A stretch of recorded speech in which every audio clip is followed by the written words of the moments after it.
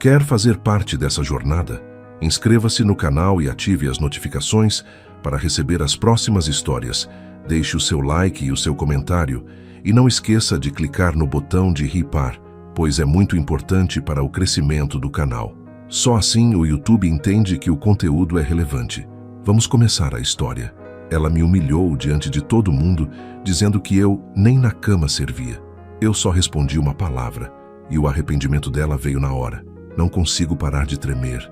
Tudo o que construí em 6 anos se desfez em 6 segundos. Mas o silêncio que se seguiu àquela única palavra que eu disse foi o som mais ensurdecedor que já ouvi.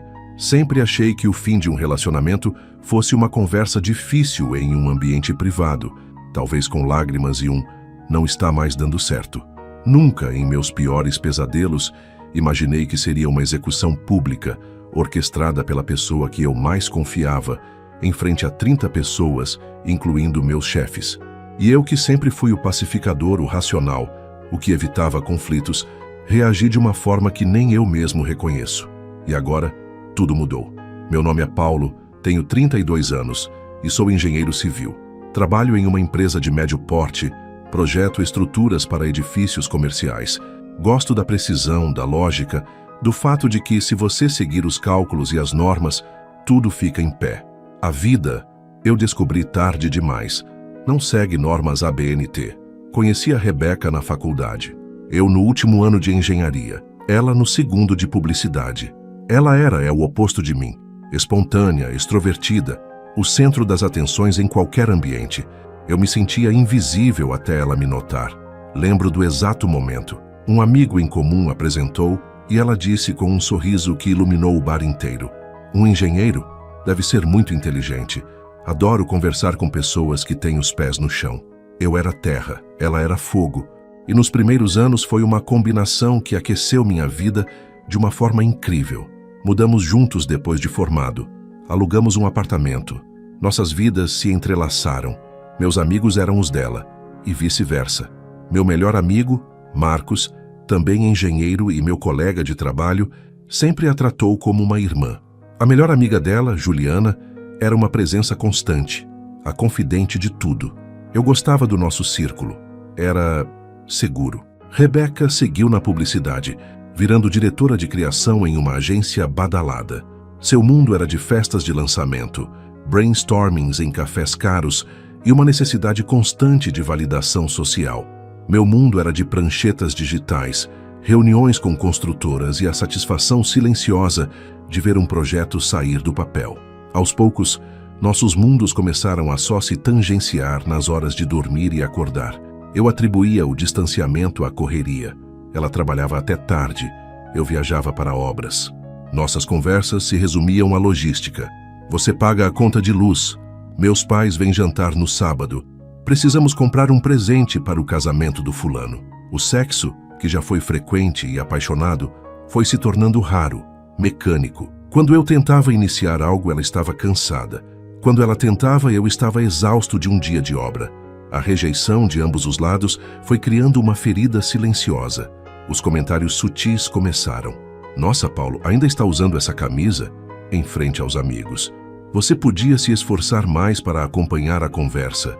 É só sobre a exposição de arte que fui. Não é rocket science." Era sempre rocket science quando queria menosprezar minha área. Ela ria depois como se fosse uma brincadeira. Eu ria junto por insegurança. Marcos uma vez me puxou de lado. "Cara, ela tá meio ácida com você, não acha?" Eu abanei a cabeça.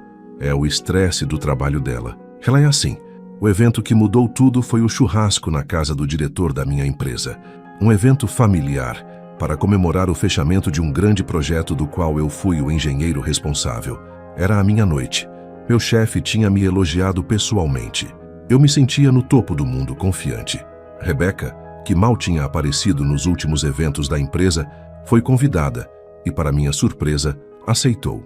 Ela chegou tarde, direto de algum evento da agência, impecável em um vestido que a fazia brilhar. Eu me senti orgulhoso. Ela era a mulher mais bonita do lugar. Nos primeiros minutos, foi perfeita. Sorriu, conversou educadamente, elogiou a casa. Meu chefe veio falar comigo reiterando os parabéns. Esse menino é nosso pilar, Rebeca. Você tem sorte. Ela sorriu, um sorriso que não alcançou os olhos e disse: Ah, eu sei. Ele é muito dedicado. Às vezes acho que ama mais o concreto do que a mim. Rimos, mas houve uma tensão no ar. A noite foi descendo, bebida fluindo. Rebeca estava no seu elemento, rodeada por pessoas, contando histórias engraçadas da agência.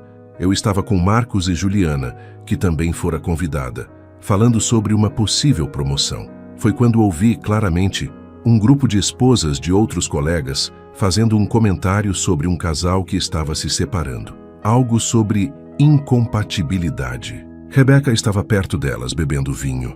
Não sei o que a levou àquele ponto. Talvez o álcool. Talvez a insegurança de me ver sendo elogiado em um ambiente que era meu, não dela. Talvez o ressentimento acumulado de anos que eu me recusava a enxergar. Mas ela elevou a voz claramente para que eu e outros ouvissem. A incompatibilidade é uma coisa terrível. Às vezes a pessoa é ótima no papel, mas na vida real deixa a desejar em tudo.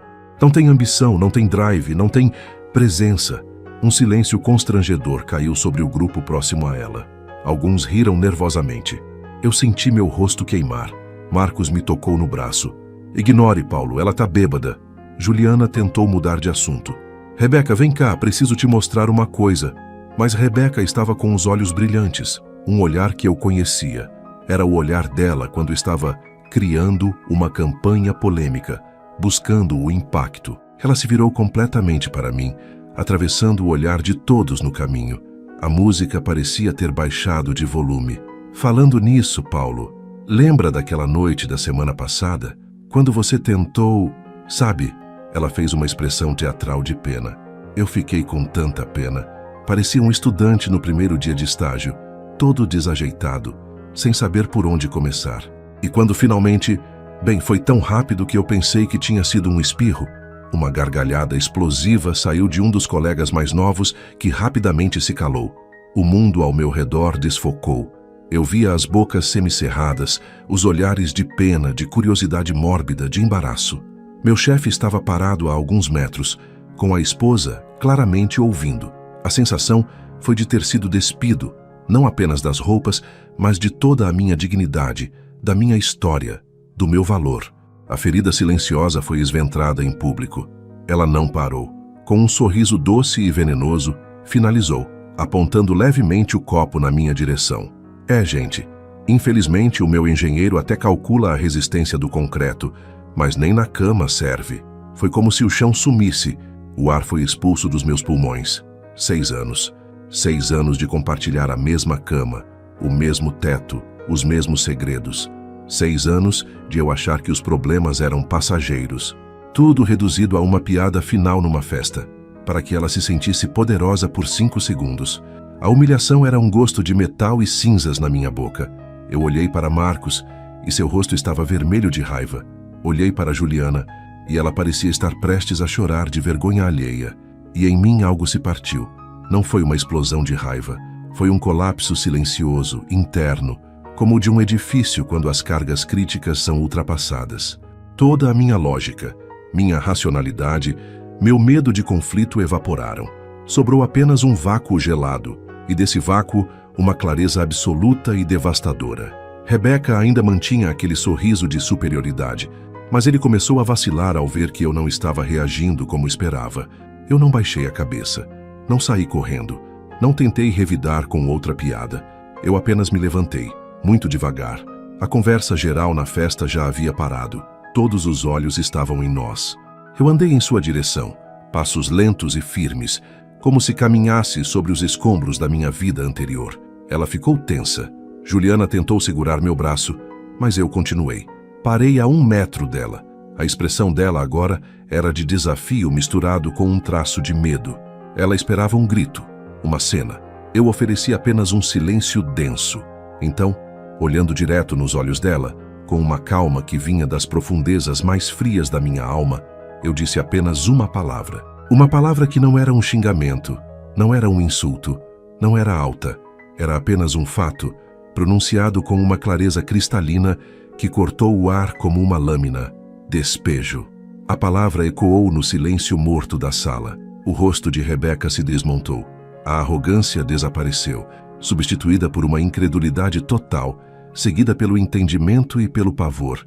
Ela não esperava isso. Esperava uma discussão, uma submissão, um pedido de desculpas meu, não uma ação, não uma consequência definitiva, legal, imediata. A palavra despejo não era sobre emoção, era sobre processo, era sobre o fim. O quê? Ela balbuciou, o copo tremendo levemente em sua mão. Você ouviu? Eu disse, minha voz ainda plana, controlada. Você tem 30 dias para retirar todas as suas coisas do apartamento. A partir de amanhã, iniciarei o procedimento legal. As chaves você pode deixar com o porteiro quando sair. Virei-me sem esperar resposta. Caminhei até onde meu chefe estava. Ele parecia atordoado. Carlos, peço desculpas pelo ocorrido na sua casa. Agradeço pela festa, preciso me retirar. Ele apenas assentiu, sem palavras. Peguei minha jaqueta. Marcos veio atrás de mim. Paulo, eu vou com você. Não precisa. Fica com a Juliana. Eu disse olhando para a amiga dela que chorava silenciosamente. Acho que ela vai precisar de um amigo. Saí. Não olhei para trás. As únicas coisas que ouvi antes da porta se fechar foram o som de um soluço abafado dela e o murmúrio crescente de vozes chocadas. O arrependimento dela, como disse no título, veio na hora. Não um arrependimento genuíno, creio, mas o choque de ver que suas ações tinham finalmente uma consequência que ela não podia controlar. No caminho para casa, nosso apartamento por mais 30 dias, meu celular começou a tocar. Era ela. Ignorei. Mensagens começaram a chover. Paulo, isso foi um absurdo. Você me humilhou. A projeção dela era impressionante. Eu estava bêbada. Você não pode levar a sério o que uma pessoa diz bêbada. Todo mundo vai esquecer isso amanhã. Você está fazendo uma tempestade em copo d'água. Me desculpa, ok? Foi horrível o que eu disse. Vamos conversar. Paulo, pelo amor de Deus, me atende. Você não pode simplesmente me expulsar de casa. Eu não vou sair. Eu não respondi a nenhuma. Cheguei em casa e o silêncio do apartamento, que antes parecia vazio, agora parecia sagrado. Fui até o computador e com mãos firmes comecei a redigir a notificação de despejo extrajudicial, citando o término do vínculo afetivo e a necessidade de reintegração de posse do imóvel que está em meu nome. Imprimi 2 vias. Quando ela chegou horas depois, os olhos inchados, eu já estava na sala, sentado, com os papéis na mesa de centro.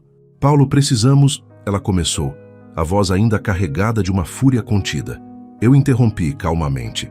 Aqui está a notificação. Você tem 30 dias, conforme a lei. Sugiro que comece a organizar suas coisas amanhã. Durante esse período, usaremos o apartamento em turnos para evitar constrangimentos.